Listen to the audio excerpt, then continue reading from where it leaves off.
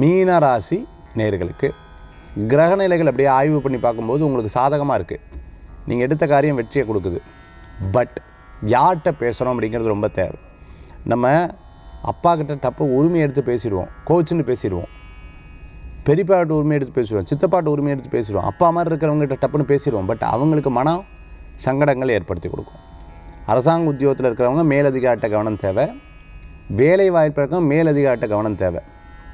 யாரையும் குறைச்சி மதிப்பிட்டுறாதீங்க, யாரையும் கம்மியாக பேசிடாதீங்க.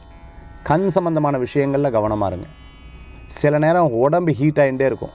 அதாவது ஒரு ப்ராப்ளம் வருதுன்னா அந்த ப்ராப்ளத்தினுடைய கோர் பாயிண்ட் எங்கே இருக்குதுன்னு யோசிங்க. எதையோ நம்ம ரெக்டிஃபை பண்ணிகிட்டு இருப்போம், அப்படி கிடையாது. அது என்னங்கிறது சிந்திச்சிங்கன்னா நல்ல பலன்கள் இருக்குது. உங்கள்கிட்டயே விவேகானந்தர் சொல்ல மாதிரி உங்கள்கிட்டே 1000 சக்தி இருக்குது. அந்த சக்தியை வெளியிலேருந்து எதிர்பார்க்காதீங்க.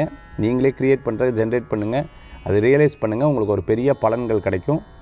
இன்றைய தினத்தில் வழிபடக்கூடிய தெய்வம் குலதெய்வ வழிபாடு, வெற்றி வழிபாடு.